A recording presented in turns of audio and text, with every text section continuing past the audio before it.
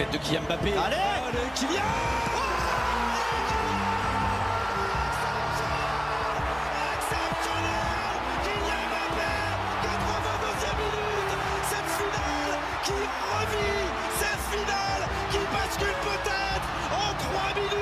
La première Marseillaise est en train d'aller chercher l'or et le record du monde. C'est la meilleure performance de tous les temps. Léon Marchand, impérial au pays du soleil levant. Léon Marchand explose le record du monde. Oh, bien joué. Allez, Damien. Le doublé. C'est hallucinant ce que nous vivons aujourd'hui à Twickenham. La barre des 50 points, c'est un triomphe. Vive les Bleus, vive la France. Le Campus Sport Club, 23h minuit, sur Radio Campus.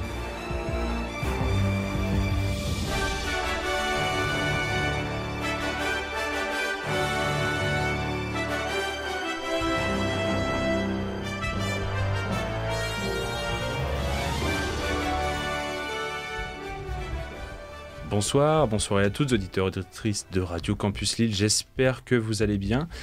C'est la nouvelle année 2024, on est de retour dans un nouvel épisode du Campus Sport Club pour démarrer comme il se doit donc 2024. J'espère que vous avez passé de bonnes vacances et un bon Noël que vous avez pu passer donc la semaine dernière avec Yann de Chrysanthème qui avait eu notre petite heure en prime, c'était cadeau. Et maintenant, on est de retour en lieu et place avec du beau monde ce soir. Je te regarde en plus droit dans les yeux. Hugo Marceau, comment tu vas ? Bonsoir tout le monde, bonne année. Bonne année, Adrien. Avec un accent... Accent fatigué, accent post-fête. Maxime juge son accent. Maxime qui est avec nous ce soir aussi. Mais d'où il sort cet accent ? Il n'est pas volontaire, laissez-moi tranquille. Le vrai. Il démarre super bien. Mais 2024, nouveau Marceau. Hein, ouais, j'ai enlevé les voyelles pour 2024. Les belles résolutions. Ouais, et la quatrième, et non des moindres, Eva Claudel avec nous. Bonsoir, comment tu vas ? Ça va super. Petite émission dans des dispositions différentes que d'habitude, il faut quand même le dire aussi à nos auditeurs et auditrices, puisque ce soir on va vous proposer un petit hors-série comme on aime le faire. Vous aviez pu peut-être découvrir celui sur Halloween. T'étais déjà là toi Hugo ? Ouais, j'avais un récit sur le premier joueur noir de la NBA, et puis un petit quiz pour terminer très rapidement. Si tu te souviens du nom, on peut voir si Maxime le connaît. Mais j'ai plus, je suis désolé Hugo, j'ai plus son c'est nom. pas beau de le planter d'entrée d'année comme ça là. Non, mais je l'ai vu passer, j'ai vu passer des mecs qui ont fait des trades sur Twitter et tout ça sur ça, mais c'est vrai que le nom... T'as écouté l'émission.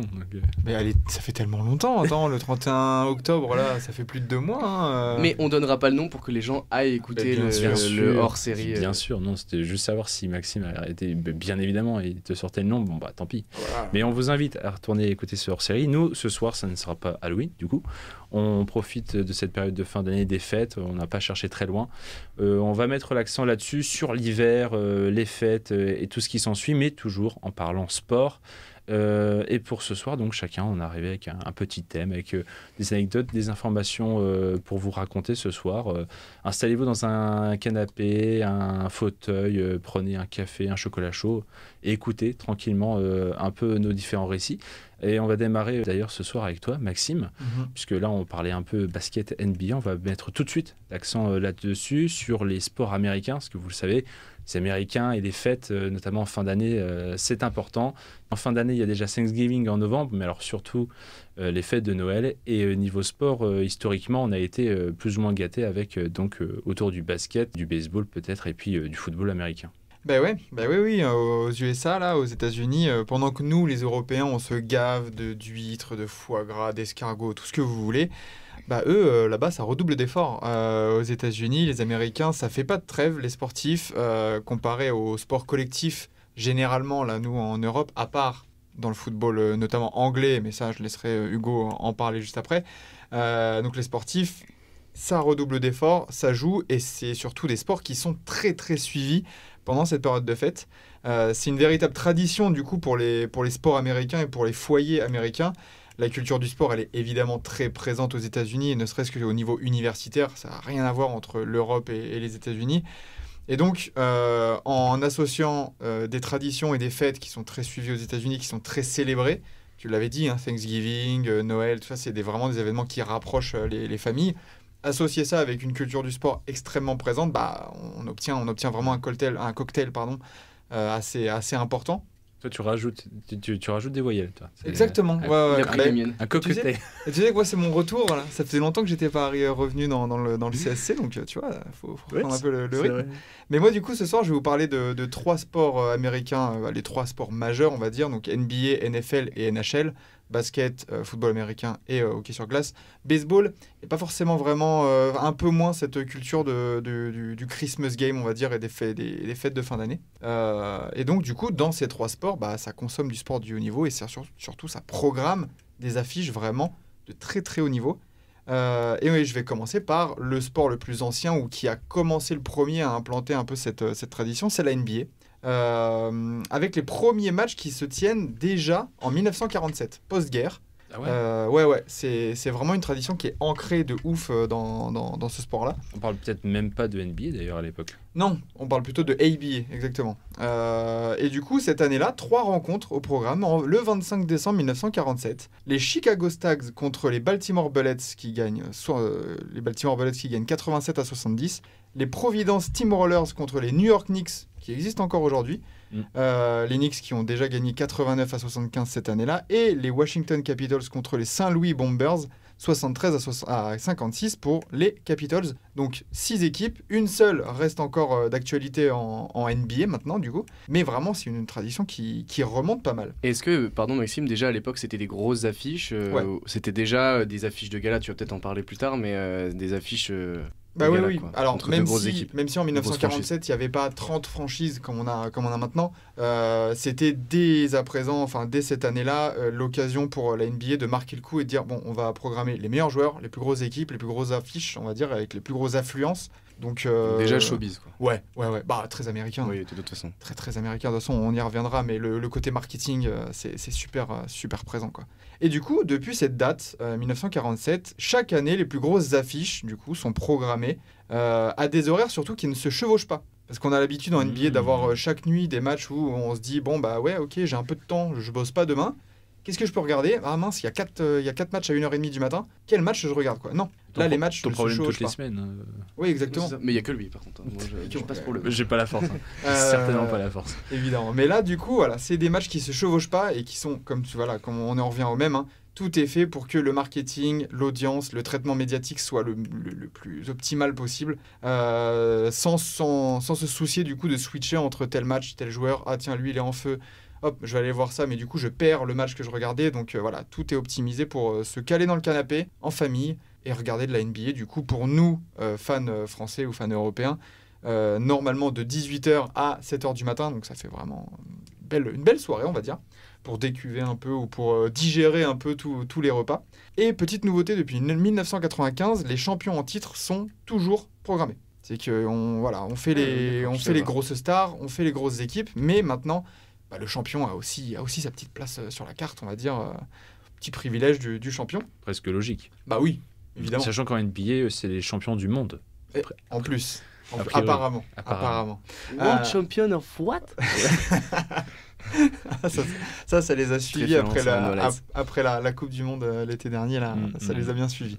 Et cette année, le programme était de haut vol, avec... alors, j'imagine que vous avez tous suivi toutes les rencontres. Mais à 18h, on avait un New York Knicks contre Milwaukee Bucks.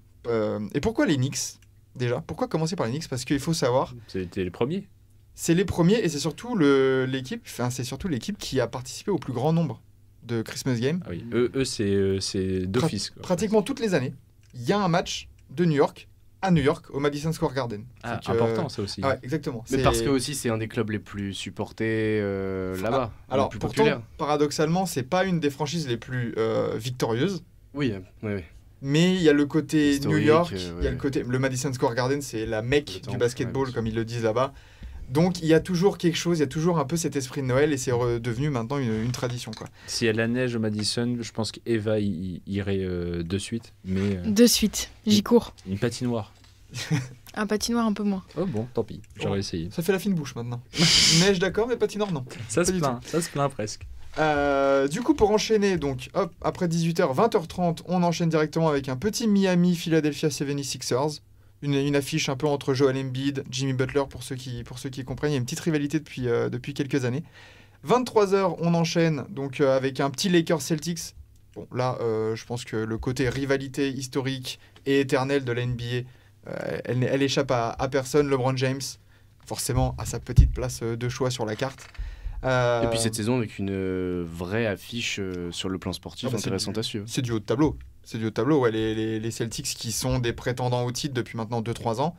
Les Lakers, on sait, pouvoir médiatique, LeBron James, Anthony Davis. Enfin voilà, on va pas faire tout le listing des stars qui sont présentes pour ce match-là. Mais ouais, grosse affiche. 2h, on a eu 2h du matin du coup pour les plus courageux qui ont encore du sommeil à ne pas rattraper justement. On avait Phoenix contre Dallas du coup avec la petite rivalité depuis quelques années encore entre Devin Booker et Luka Doncic. Deux grosses superstars en devenir. C'est un peu déjà des superstars mais elles ont 25-24 ans. Donc voilà, ça reste encore... mais il y a déjà la petite animosité un peu entre les deux. On a encore une décennie. Quoi, à peu près. Ah, ça va régaler ça. Et du coup, 4h30. Déjà. Donc là, déjà, ça commençait à tirer bien dans les pattes, on va dire. 4h30 du matin, on a eu un petit Denver, du coup, les champions en titre, contre, évidemment, Stephen Curry et les Golden State Warriors, parce que on peut pas faire un Christmas game sans avoir une des plus grosses superstars de la NBA de ces 10-15 dernières années. Stephen Curry a évidemment sa place. Donc voilà, gros programme. 5 matchs du coup sur la carte, mais... Bah ouais, 12 heures de basket à s'enfiler comme ça le jour de Noël. Comme tu dis en début d'émission, c'est cadeau, ça fait plaisir. Du côté de la NFL, les matchs de Noël, ils sont arrivés un peu plus tard. Donc là, en termes de football américain, on arrive en 71, donc en 1971, avec un événement exceptionnel, parce que là, en NBA, on parle de saison régulière, tranquille, donc voilà, des grosses affiches, mais pendant la saison. Et lors de la première édition du coup des matchs de Noël en football américain, c'était 2 matchs de play-off. On avait les Dallas Cowboys qui battaient les Minnesota Vikings 20-12 et les Miami Dolphins qui battent les Kansas City Chiefs 27-24. Donc pareil comme en NBA, déjà des grosses équipes, hein. Minnesota Vikings, les Kansas City Chiefs, même les Dolphins et tout ça, c'est des grosses équipes. D'ailleurs, en parlant de ce match Miami contre Kansas City, est-ce que vous savez pourquoi cette rencontre, dès le début, dès la première édition, elle avait fait polémique ? Peut-être une histoire, peut-être encore à l'époque, je sais pas, ségrégation ou peut-être joueurs blancs, noirs. Ça aurait pu, mais non. Ouais, j'avais un truc tournant début 70 avec des histoires comme ça. Non. C'est sur le terrain ou c'est en dehors du terrain ? C'est sur le terrain. Il n'y a pas de connotation raciste ou quoi que ce soit. Je veux dire, c'est dans le sportif. Quoi. Ouais, il y avait purement sportif. Pas un match, je sais pas, je crois que c'était les Dolphins avec une histoire de brouillard, de match reporté. Je pourrais pas être plus précis que ça, mais il y avait un match, je crois que c'était Miami. Ils ont joué avec la neige. Non, il n'y a pas eu de ça. Et on voyait même plus les marquages. En fait, c'était donc le deuxième match de Noël de l'histoire de la NFL. C'est tout simplement le match le plus long de l'histoire de la NFL. Il y a eu 2 prolongations. Le match a duré 82 minutes et 40 secondes de jeu exact. Et du coup, par rapport à ça, la Ligue, juste après, a reçu énormément de plaintes de gens se plaignant justement que ça a foutu un bordel monstre dans les maisons pour les repas de Noël. Parce qu'ils ne s'attendaient pas à ce que ça dure aussi longtemps et du coup, ça décalait en fait, voilà, la dinde, tout ça. Ouais. Aux États-Unis, c'est très protocolaire. Et, ils ont fait cramer la dinde. Exactement, ils ont reçu énormément de plaintes. Et ça a été loin parce qu'un sénateur du Kansas a même proposé une loi pour interdire les matchs de Noël. C'est fort. C'est chaud. Et ça a été accepté. Parce que du coup, on est en 1971 et il n'y a pas eu de match de Noël jusqu'en 1989. Donc pendant 18 ans après, il n'y a rien eu. La dinde, faut la respecter aux États-Unis. C'était peut-être aussi du coup bénéfique pour les autres sports comme la NBA qui proposait ça en fait, au final. Oui, c'est clair. Eux, il n'y avait pas de problème là-dessus. Tu sais qu'un match NBA, il dure 2h30 de temps réel. Donc voilà, toi, t'es pas surpris, on va dire. Mais en 89, tout va bien. Voilà, mais du coup, 89, ça reprend. Et les matchs de Noël, évidemment, ça rentre dans la tradition. Et c'est des matchs importants, en étant un peu moins importants de ceux que Thanksgiving quand même. C'est que voilà, en NFL, c'est beaucoup plus important à Thanksgiving qu'à Noël, où là, c'est plus un prétexte pour tiens, là, la NBA, ils le font, ça marche, on va en mettre un peu aussi, nous. Et du coup, la date, elle est quand même bien entourée sur le calendrier. Cette année, il y a eu 11 matchs au programme. Donc par rapport aux 5 matchs NBA, là, vraiment, il y a 11 matchs. L'offre, elle est énormément fournie. Donc, ouais, même en football américain, qui est un petit peu moindre, ça y va côté programmation. Et du coup, du côté de la NHL, le hockey sur glace, on préfère célébrer la nouvelle année en fin d'année. Il n'y a pas de match à Noël, mais on joue le 1er janvier. C'est, pareille tradition. Donc, la date, elle est entourée sur le calendrier dès le début de saison, comme pour les 2 autres sports, mais le 1er janvier. Et petite particularité de ces matchs-là, ils ne se jouent pas en patinoire, mais ils se jouent dans des stades de football ou de baseball, qui sont aménagés justement pour l'occasion, Donc un petit Madison Square.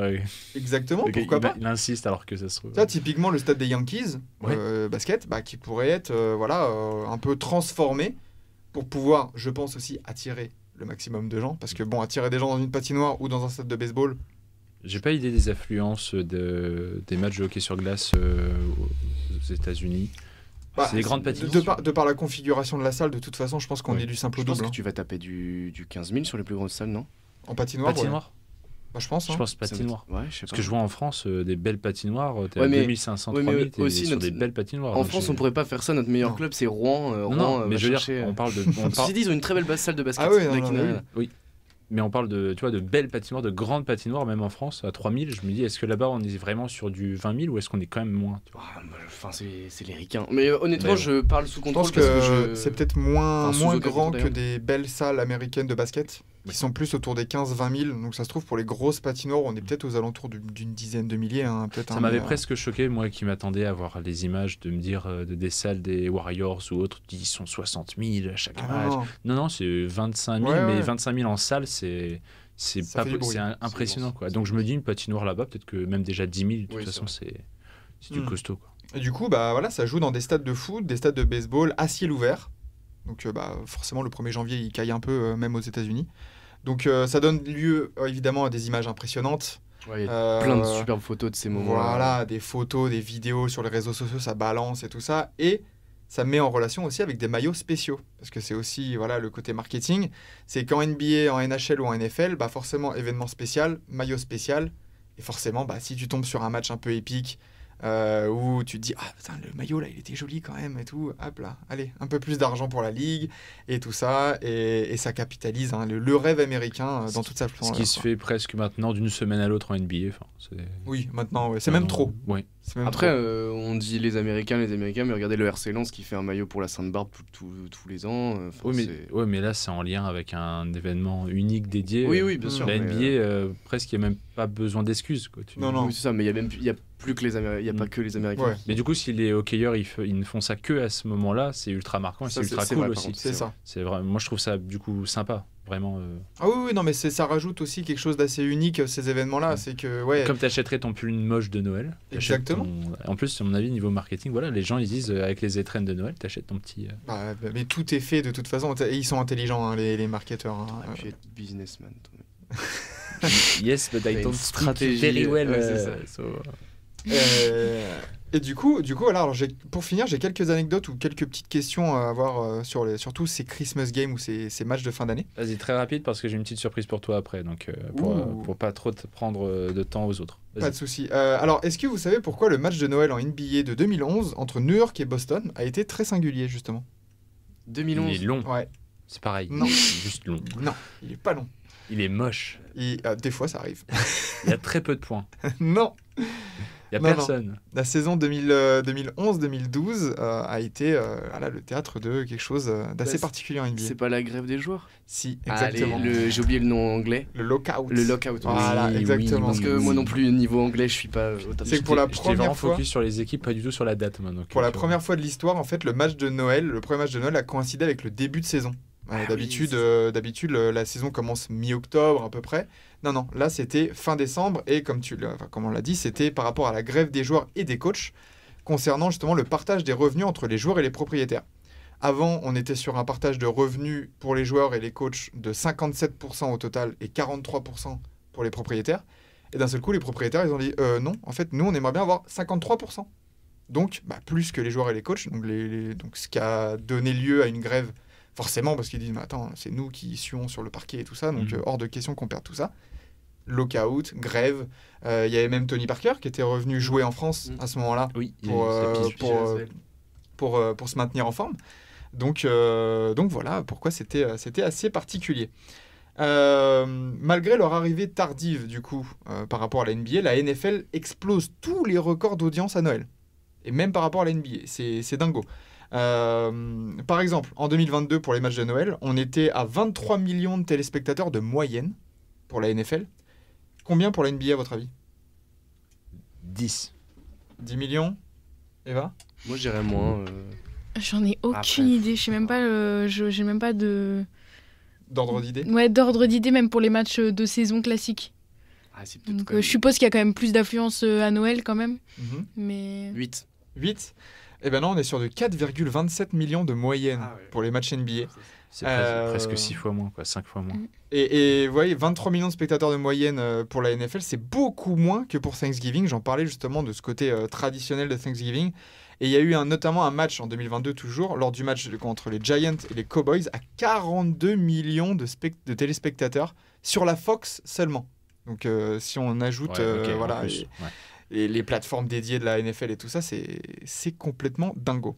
Et enfin, une seule équipe n'a pas participé au match de Noël en NBA. Laquelle ? De toute son histoire, donc ? De toute l'histoire des matchs, donc depuis les 47. Hornets.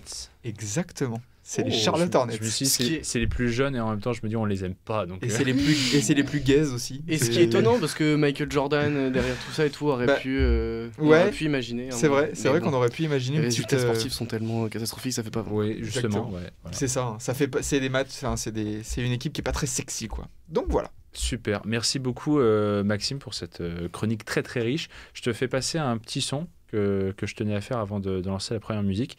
Est-ce que tu, déjà, au bout de ce son de 30 secondes, est-ce que ça te parle ? Est-ce que tu saurais me dire qui est dans ce son ? Tune it up, KD. That sounds good right there. Don't mess this up. Been there. Let's go.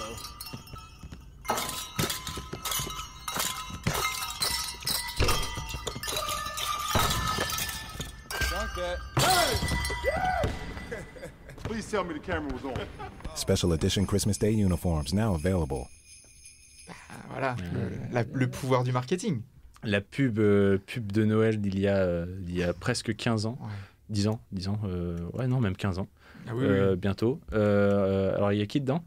Alors, de mémoire, il y a Steve Nash, qui a eu le temps quand même depuis de devenir coach et de se faire virer. Ouais. Donc, comme quoi, ça date quand même, cette pub. Il y a LeBron, il y a Stephen Curry, il y a Kevin Durant, James Harden.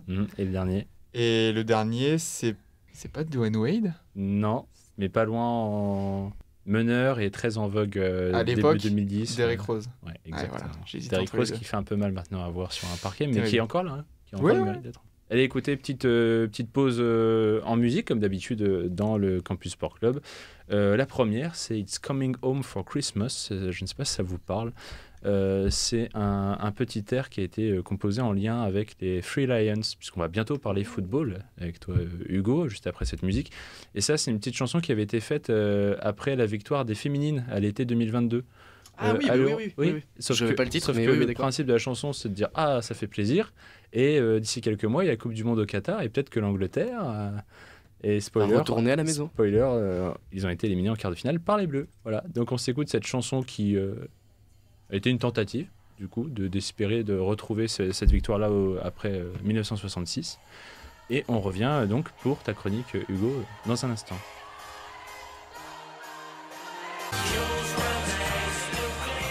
Voilà.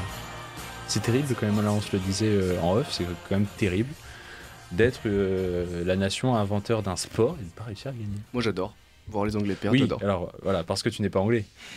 Non mais oui. J'imagine les franco-anglais, comment ils se sentent. Tu gagnes à chaque fois. Oui. Limite. Presque. Sauf à cause des Argentins. Et ça, c'est une autre histoire. On est de retour sur Radio Campus 106,6 FM. Ouais, j'ai bugué un peu.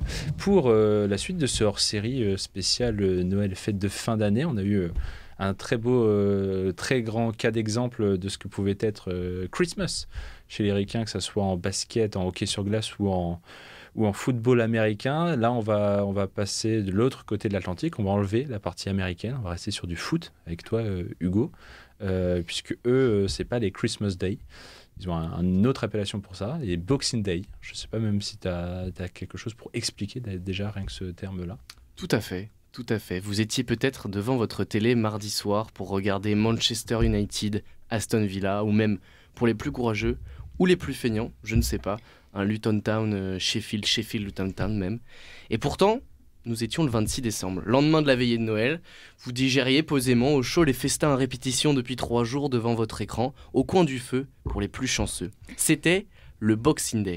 Ah, le foot anglais à la télé le 26 décembre. C'est comme la bûche de mamie, c'est unique, c'est sacré, c'est sucré, on l'attend avec impatience et on est rarement déçu. Alors oui, Adrien, le Boxing Day, le jour des boîtes, pardon. Mais alors d'où vient cette idée anglaise de jouer au foot plutôt que de s'engraisser? C'est venu donc des Anglais. C'est une vraie tradition en Angleterre, mais au départ, c'est pas une histoire de foot. À l'origine, il y a plusieurs théories, et c'est là que les boîtes arrivent. La plus répandue soutient qu'il est né au 19e siècle, le Boxing Day, chez les familles disposant de personnel de maison. Le lendemain de Noël, les serviteurs étaient autorisés à prendre un jour de congé et à disposer d'une boîte remplie des restes du repas de Noël, plus éventuellement quelques présents accordés par le maître de maison. D'autres historiens estiment, eux, que cette coutume est née plutôt au XVe siècle. Le jour de Noël, une boîte à offrandes aurait été installée dans les églises et le 26 décembre, son contenu était distribué aux pauvres.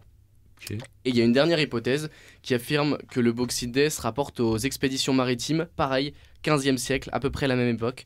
Les marins superstitieux auraient rempli une boîte porte-bonheur avec de la monnaie en espérant ne pas périr pendant le voyage. Voilà, petit porte-bonheur. 3 hypothèses. Tu penses à laquelle, toi? L'église. Moi j'aime bien, en vrai j'aime bien ouais, les 2 premières, surtout la première, il y a un petit peu de charité, j'aime bien. Oh. Je suis plus charité que superstition. Quel romantique. Ouais. Hugo à Noël il a distribué, il a dilapidé tout son argent dans les cadeaux. Absolument. Enfin j'en ai pas mais bon bref. Depuis 1871, le lendemain de Noël c'est un jour férié en Angleterre. Et bon, aujourd'hui, c'est surtout devenu un prétexte commercial pour les enseignes anglaises qui proposent des produits soldés. En fait, c'est un peu le même modèle que le Black Friday, maintenant le Boxing Day. Donc au départ, c'est culturel et économique en Angleterre. Sauf que maintenant, nous, les boîtes, c'est des boîtes de carton avec des télé HD. Ouais, voilà, c'est ça. Black Friday, c'est pareil, quoi. Ou des boîtes de chaussures, enfin voilà. Mais donc, vous allez me dire, il n'y a pas de rapport avec le football pour l'instant.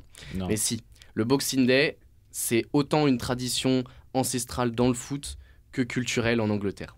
Depuis 1860, on joue au foot du 26 décembre au 1er janvier. Pas de trêve de Noël en première ligue, depuis que le Sheffield FC, le doyen des clubs de football, crée en messieurs et dames, pardon. 1412. C'est du Sheffield Wednesday, tu dis? Non, à l'époque Sheffield FC. Ouais. Héritier. Ça doit être du 1800. Alors si c'est vieux, c'est 1870. Ah, parce que premier club français, c'est Le Havre 1872. Ouais, c'est plus ancien, 1857. Ah ouais, oui, c'est vrai que oui, j'étais trop gentil. Ouais. Okay. Donc le 26 décembre 1860, Sheffield affronte l'autre équipe de la ville, le Hallam FC, dans ce qui est à l'époque le premier derby de l'histoire et surtout le tout premier match interclub. Et donc le Boxing Day a pris une autre dimension en 1871, donc l'année depuis laquelle le 26 décembre, c'est un jour férié, on ne travaille pas en Angleterre. Donc les lendemains de Noël, on va au stade, on se réunit dans les pubs. Le Boxing Day, c'est une fête conviviale du football outre-Manche. Plus largement, c'est un rendez-vous annuel suivi passionnément dans le monde entier. La Première Ligue est un des seuls championnats à proposer ça dans le foot. Et elle joue d'ailleurs là-dessus pour promouvoir sa marque aux 4 coins du globe à Noël. La saison dernière, vous vous en rappelez peut-être, le championnat de France a tenté l'expérience. La Ligue 1 et la Ligue 2 avaient remodelé leur calendrier perturbé par la Coupe du Monde au Qatar en programmant des matchs durant les vacances de Noël. Un vrai jour des boîtes, pour le coup. Bon, l'expérience n'a pas été renouvelée cette année, et puis de toute manière, le vrai Boxing Day, il est anglais. Mais en Angleterre ou ailleurs, c'est vraiment un jour de foot incontournable qui se vit en famille, au stade ou au coin du feu devant sa télé. Alors vous allez me dire, mais les joueurs de Première Ligue, ils font pas Noël du coup. Bon, si, ils font réveillon comme tout le monde, mais c'est à peu près tout. Et puis comme tout le monde, pas vraiment. La semaine de Noël, c'est plus une semaine de travail comme une autre qu'une semaine d'excès à répétition pour les joueurs de Premier League. Par exemple, cette année, Chelsea a dû se déplacer à Wolverhampton le dimanche 24, à 14h, c'était le coup d'envoi, avant de recevoir Crystal Palace le mercredi suivant. Donc les joueurs et le staff du club londonien ont eu un tout petit réveillon le dimanche soir, avant de retourner le mardi matin à l'entraînement, le 26. Donc pour les joueurs de Première Ligue, le Boxing Day c'est un moment particulier. Il faut s'imaginer que ces gars-là retournent s'entraîner à Liverpool, Londres ou Manchester sous -5 le 26 décembre plutôt que d'aller manger les restes de la fameuse bûche de Grandma. À ce propos... Waouh. Quel accent? Grandma. Mais c'est pour ça qu'il oublie des lettres en fait. Ouais. Il a appris à parler un peu. J'ai fait un stage pendant les vacances. Il a mangé beaucoup de pudding. Donc, Exactement. À ce propos, si je vous dis Ray Parlour, Kevin Nolan, Joey Lynch, Neil Ruddock ou encore Lee Bowyer. Outre le fait que ces 6 individus sont anglais et qu'ils ont été à un moment donné un joueur de Première Ligue, est-ce que vous avez une idée d'un point commun qui pourrait les lier? C'est lié au Boxing Day. Ils ont été expulsés lors d'un Boxing Day. Tu le savais? Oui. Ouais. Ces 6 joueurs, alors ils n'ont pas tous été expulsés, mais ces 6 joueurs qui, à un moment donné, ont été accusés d'avoir tenté de rater volontairement le Boxing Day pour profiter des fêtes. Et pour ça, rien de mieux que la bonne vieille technique du carton jaune en trop ou du carton rouge, on va le voir. Vous savez, la fameuse faute intelligente. Là, elle prend tout son sens. Martin Keown, qui fut le coéquipier de Ray Parlour à Arsenal de 93 à 2004, voici ce qu'il confiait au Daily Mail en 2016. Je me souviens que Ray Parlour avait reçu 4 cartons jaunes et qu'il avait essayé d'obtenir un nouveau carton jaune contre Newcastle en décembre 2001 pour lui faire dépasser la limite autorisée. Et devinez quoi ? Le coquin a réussi, un peu trop bien d'ailleurs, parce que pris dans son élan, il a reçu un deuxième avertissement ce soir-là, donc expulsion. Et pour l'histoire, à sa sortie du terrain, les Gunners menaient 3-1 face à Arsenal. C'est pour toi celle-ci, les Gunners Maxime. 3-1 face à Arsenal. Face à Newcastle, pardon. Et le score final est de 3 partout. Donc Ray Parlour, sur le coup, il gagne des fêtes un peu plus tranquilles, mais il fait perdre son équipe. Kevin Nolan non plus, il n'a pas fait dans la subtilité pour passer Noël au chaud. L'ancien milieu offensif de West Ham, il a éveillé quelques soupçons en fin d'année 2013. Le 7 décembre, à l'occasion de la 15e journée de Première Ligue, les Hammers se déplacent à Liverpool. À la 82e, Nolan écope d'un carton rouge bien mérité après un bon gros tampon sur Jordan Henderson. Ça arrive. Oui, sauf que pour Kevin, c'est pas vraiment inédit. Ce soir-là, il subit, entre guillemets, une 5e suspension consécutive pour les matchs entre Noël et la trêve. Ouais, c'est ce qu'on appelle une curieuse coïncidence. Bon, Nolan, il s'est défendu de tout acte délibéré, affirmant même qu'après son exclusion en 2013, qu'il allait s'entraîner durant la trêve, même s'il n'allait pas jouer avec son équipe. Bon, dans tous les cas, l'actuel adjoint de David Moyes sur le banc de West Ham n'a sans doute pas partagé l'astuce à ses joueurs. Et d'ailleurs, Parlour et Nolan donc, ne sont pas les seuls à s'être fait épingler pour avoir manqué plusieurs Boxing Day. Les accusations ne relèvent pas que du fantasme cynique des tabloïds anglo-saxons, parce qu'en 2016, l'ancien gardien de Sunderland, David Price, et il n'est pas le seul, confiait son désarroi vis-à-vis de cette pratique dans un papier pour le média The Non-League Paper. Bon, même en anglais, j'ai oublié les voyelles. Il dit « J'ai toujours trouvé bizarre que la vieille rengaine sur le fait d'être suspendu pour les matchs du lendemain de Noël et du Nouvel An afin de pouvoir s'amuser soit répétée chaque année. Le fait que cela puisse exister me déconcerte, mais cela arrive. J'ai joué avec des gars qui sont si précis à ce sujet qu'ils ont fait tout leur possible pour demander au secrétaire du club les permutations possibles si certains incidents se produisaient, juste par intérêt bien sûr. Comme quoi, même pour les footballeurs pros, la bûche de mamie c'est sacré. » Ah ouais, d'accord, en fait, on est vraiment sur des escrocs, quoi. Bah ouais. Enfin, des mecs qui sont bien payés. Mais ça pose la question que des gars en soient au point de fausser le jeu, entre guillemets, pour passer tranquillement des fêtes. Et c'est un truc, au final, qui est hyper d'actualité, parce que même si le Boxing Day, c'est une tradition ancestrale,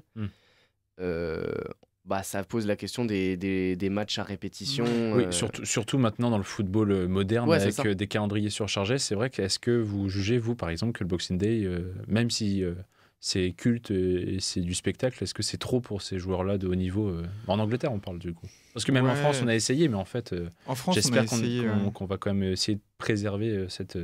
Alors moi, j'aime bien les traditions comme ça. J'aime bien, ça fait partie, même dans d'autres sports, tu vois, le fait de jouer en blanc à Wimbledon... voilà, c'est très anglais déjà de base ces traditions-là, mais j'aime bien. Alors oui, comme tu dis, ça pose comme tu dis Hugo, ça pose la question du calendrier surchargé, mais c'est pas là que j'enlèverais des matchs. C'est vraiment avant ça allait très bien, tu vois 20-30 ans en arrière, ça allait très bien. Après ces joueurs-là, on voit que depuis que ça existe, tu as dit que ça existait depuis combien de temps ? 1860, le premier match. Alors à l'époque, ça s'appelait pas Boxing Day, mais c'est cette date qui est marquée historiquement comme le début du Boxing Day. Et tu vois, C'était pas des boîtes, c'était des morceaux de carton, quoi. Voilà. C'était Carton Day. Et d'en trouver même pas 10. Carton Day, c'est pour Kevin Nolan Voilà. et son ami Parlo. Parlo, merci. Et tu vois, d'en trouver même pas 10 qui ont fait exprès ou qui vraiment montrent une répétition, ça montre qu'au final, c'est pas si c'est pas tant un problème que ça, quoi. Donc moi j'aime bien, ouais. Et puis en tant que spectateur, t'as rien à entre 3 téléfilms de Noël, t'as un match de foot anglais, ça fait plaisir quand même. Ouais, c'est vrai. Merci beaucoup en tout cas Hugo pour ce gros focus sur le football britannique. Avec plaisir. Le soccer, on dit En Amérique, ouais, soccer. Mais d'ailleurs, je pourrais vous expliquer pourquoi on dit soccer, justement. Dans une autre émission, peut-être. Ah ouais, attends, garde ça un peu sous le coude. Dans un autre hors-série. Ouais, super. On a fait les sports les sports de ballon, mais on n'oublie pas quand même que Noël, les fêtes de fin d'année, c'est l'hiver, c'est la neige, c'est la glace, c'est toutes ces activités-là. Et on y vient pour cette seconde partie d'émission tout doucement. D'abord, avec moi qui vous présenter, on va dire, quelques sports en lien avec l'hiver, donc de glace ou de neige, un peu méconnus. Puis surtout, on finira avec notre spécialiste. Je ne sais pas si on peut, peut-être. Pas dans tous les sports d'hiver, j'ai pas cette prétention. Est-ce que dans l'émission de tous les chroniqueurs, quelqu'un t'arrive à la cheville, quoi. Vas-y. Là, je suis personne pour dire ça, mais oui, je suis la plus spécialiste de tous les chroniqueurs en sport d'hiver. Voilà, et tu vas certainement nous le démontrer, même dans un instant, parce que moi je vous ai sélectionné quelques petits sports, peut-être que vous, ça va vous étonner, c'est normal. Ouais, j'en ai déjà fait en famille, dans les Alpes, dans le Jura. Déjà, elle connaît par cœur toutes les montagnes, donc tu sais qu'il y a un truc. Par exemple, est-ce que vous savez ce qu'est le ski? Ça, pour l'instant. Oui. Ok. Oui, c'est bon. Joering. J'arrive à sa cheville, en fait. Joering. Comment tu l'écris? J-O-E-R-I-N-G. À la française, hein, parce que c'est aussi un peu compliqué. Ah, c'est norvégien? Oui. Enfin, c'est du nordique. C'est issu de mots nordiques. Le ski joering. Le ski joering. Si vous voulez, je vous le traduis en ski attelé. Oula. Est-ce que ce serait pas du ski? Est-ce qu'il y a des chiens? À l'époque, en fait, ils utilisent le ski ancien, mais à notre époque là, maintenant. Non, en fait, oui, si on veut, mais en fait, c'est juste donc principe de chien de traîneau, ok. Mais là, non, on fait mieux. On prend un cheval. Donc en fait, c'est quelqu'un à cheval qui tire une autre personne qui est accrochée, qui fait du ski. Okay. Donc voilà, c'est vraiment concept complètement lunaire. Pratique à cheval ou à poney, hein. Donc selon la taille, si c'est les bambins, on peut utiliser les poneys, c'est assez sympa. Info, les skis ne doivent pas dépasser 1m50 pour ne pas gêner l'animal.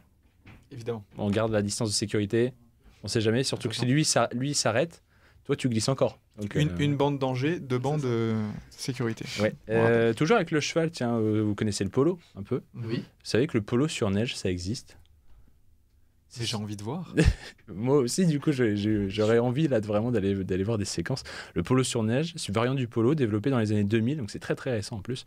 Et c'est vraiment, les règles changent très peu, c'est juste que le terrain est vraiment, on utilise des terrains recouverts de neige. Et donc, ça se pratique où? Ça se pratique. Alors forcément, on a toujours la tendance nordique, un peu allemande aussi, et puis un peu avec le bassin alpin. Autrichien-allemand, okay. Où de temps en temps ça se fait. J'aurais bien vu ça au Canada ou un truc comme ça. J'ai pas lu en tout cas pour autant que ça soit exporté vraiment de l'autre côté de l'Atlantique. Okay. Mais on a ça. Et dans un autre genre, on a aussi du golf sur neige, si vous voulez pratiquer. C'est une variante du golf et donc ça peut être aussi bien loisir comme compétition, puisqu'il y a la Winter Golf Cup qui existe, mais j'ai utilisé des guillemets, qui a existé dans le sens où les dernières éditions notamment elles remontent et sur presque les seules remontent avant la pandémie, c'est 2018, 2019 et 2020, début 2020 la dernière en date, et j'ai pas eu trace du coup depuis d'un retour de la Winter Golf Cup. Mais pour ceux qui savent un peu taper, je sais pas ici. J'ai fait 1 ou 2 fois, mais de là à me dire non, je vais faire le golf sur neige. Non. Mais du coup, j'avais une question. Genre, il y a au niveau du polo sur neige, polo sur neige et tout ça, golf sur neige, il y a une réglementation en termes d'épaisseur de neige sur le terrain ou 1m80. Je t'avoue que là, tu me dis tu me demandes quelque chose que je n'ai pas dans mes notes. Mais j'imagine clairement qu'il y a quand même quelques conditions à respecter. J'imagine que vraiment, là, on parle de neige. Hein. Attention, on ne parle pas de zone glacée. Ouais. De toute façon, même pour le golf ou pour le polo. Donc la neige, j'imagine que de toute façon, du golf neige, il faut aussi des conditions d'épaisseur. C'est pas possible autrement. Oui. Voilà. En tout cas, il y a aussi dans d'autres sports où on utilise toujours ce principe de la neige. Est-ce que, par exemple, vous connaissez le bandy? Alors, pas le jeu de la cour de récré. Hein, je sais pas. Le bandy, B-A-N-D-Y. Non. C'est un ancêtre du hockey sur glace qui se pratique encore un petit peu, a priori. C'est russe. Je sais pas si tu t'y connais en russe, toi, Eva. Non. Non.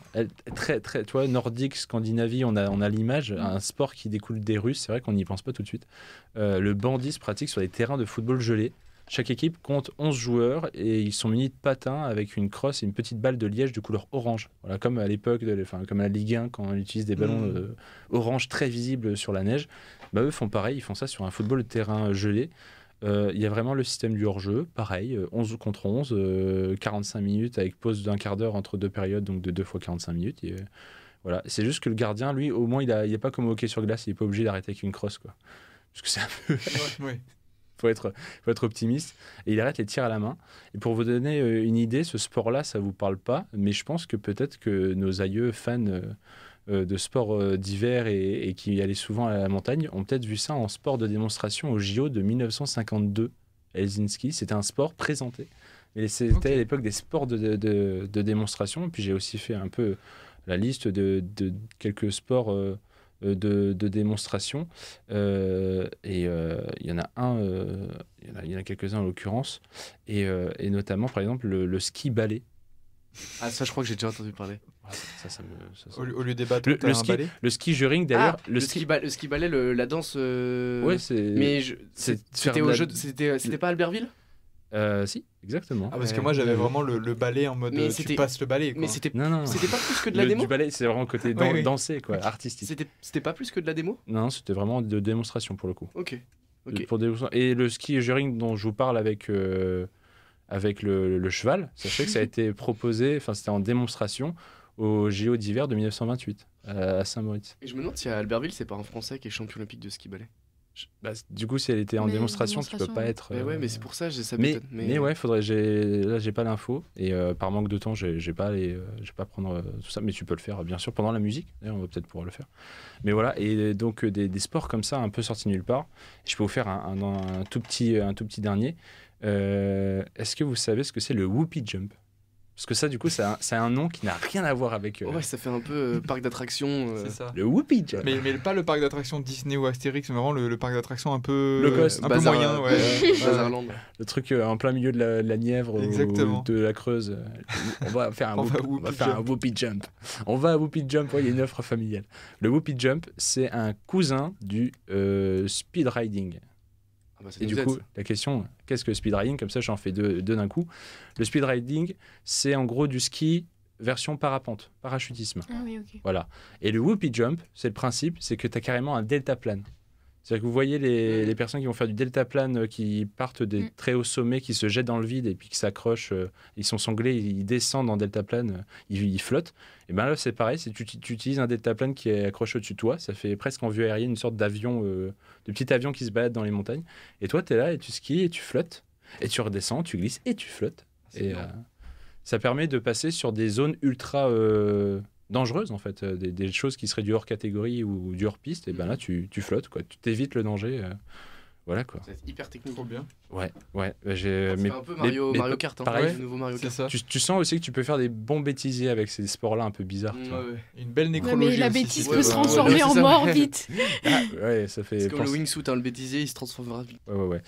Écoutez, voilà, j'ai fait un petit listing, je vais pas trop m'attarder, comme ça on aura aussi un peu de temps pour Eva pour la suite. Deuxième pause musicale dans ce hors-série de début d'année, donc, mais de fin d'année dernière, on va dire.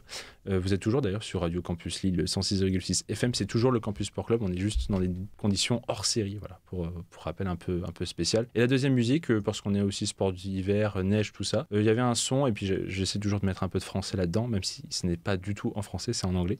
C'est la chanson Castle in the Snow, Château dans la neige, tout simplement, du groupe Cadet Bostani. Il y en a peut-être qui ne savent pas, c'est ça. Et oui, on ne juge pas. Là, tu m'embauches un coin. Du groupe français Cadet Bostani, ouais, et surtout qui a été repris par The Avener, un DJ un peu connu. Je pense que ça va en parler à quelques-uns. Petit air là. Absolument. Ouais, ça avait bien marché, en tout cas. Puis c'est un peu tombé dans l'oubli, et moi j'en profite. Je remets ça au goût du jour. Et du coup, dernière chronique ensuite à venir pour clore cette heure d'émission avec toi, Eva.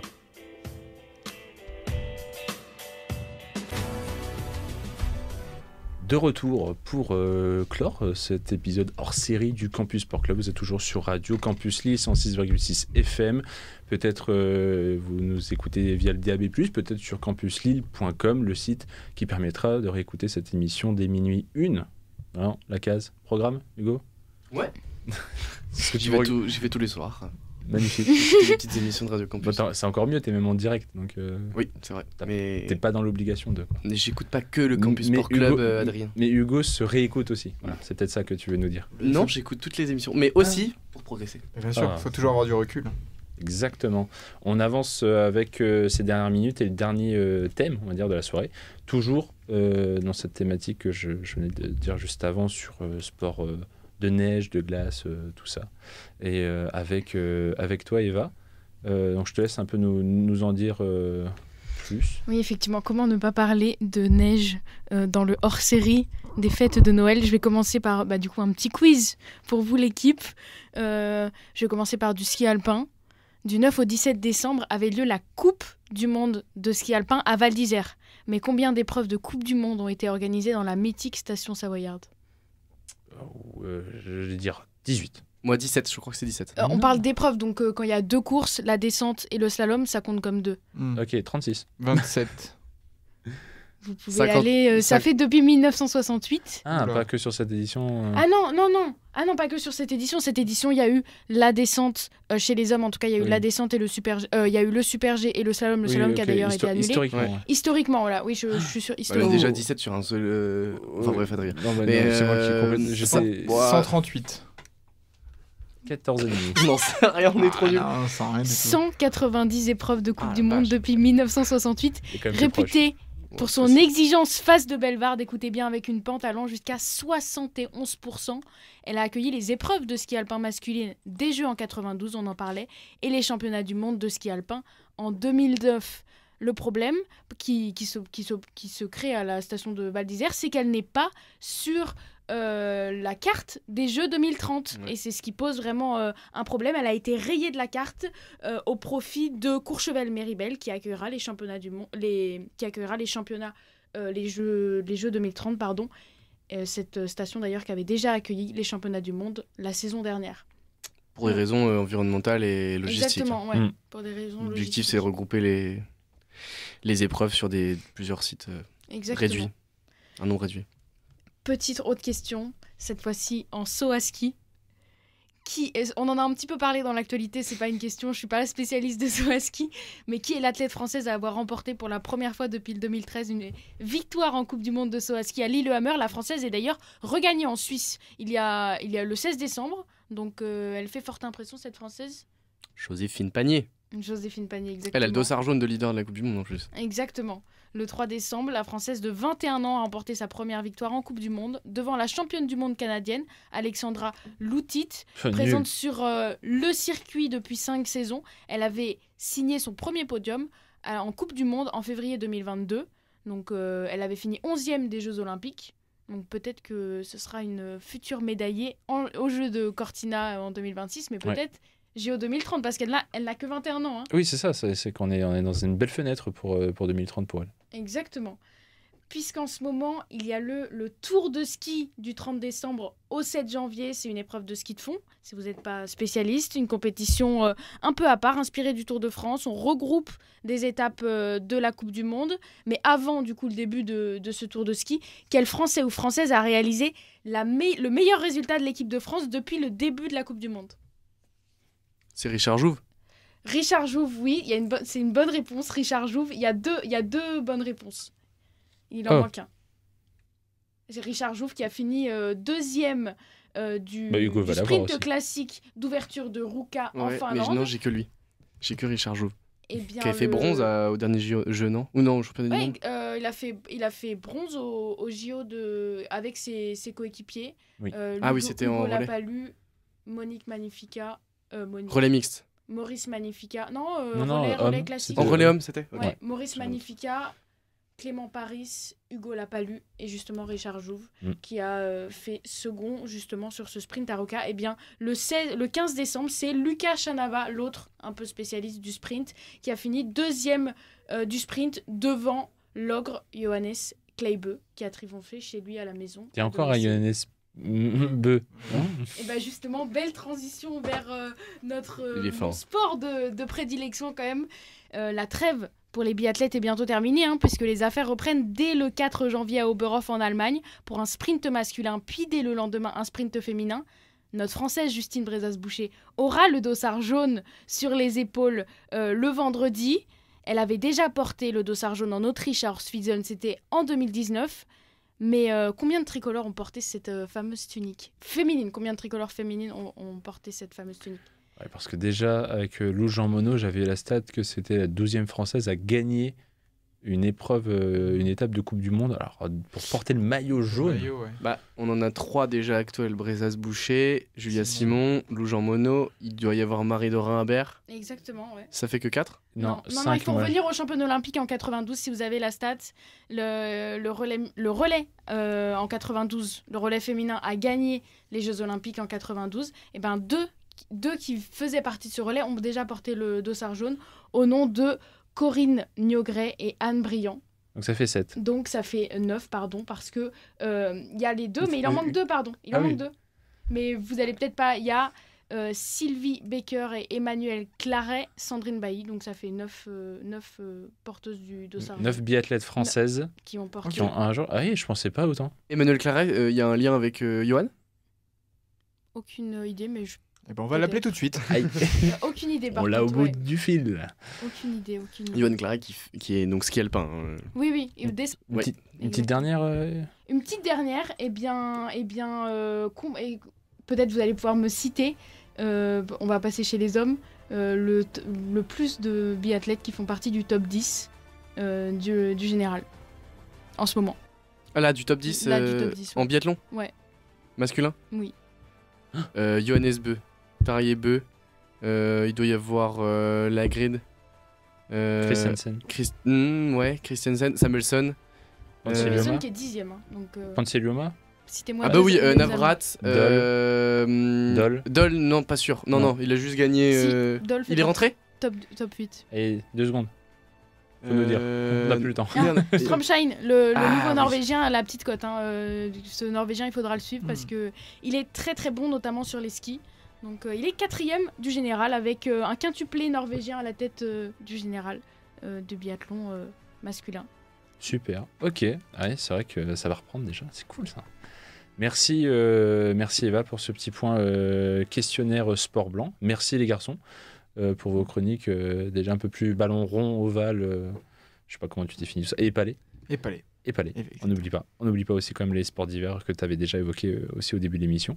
C'est la fin de ce hors-série Noël, fête, fin d'année. Nous, on revient sur un truc plus standard la semaine prochaine, normalement, si tout va bien. Mardi, 23h minuit, on bouge pas. Et puis, moi, j'ai juste à vous souhaiter une bonne année. Bonne année à nouveau, toi. merci Adrien. On profite. Bonne année, bonne santé. Une belle année pour le CSC. Une belle année pour le CSC. Ouais, la 3e saison qui se poursuit. Et puis, on espère avec belles émissions et normalement un récap aussi de l'année 2023 à venir. C'est dans les tuyaux, c'est le gros dossier du moment. On va essayer de préciser tout ça. Voilà, merci de nous avoir écoutés. Moi, je vous laisse avec les musiques de la nuit. Et d'ici là, je vous dis, portez-vous bien. Bye bye tout le monde.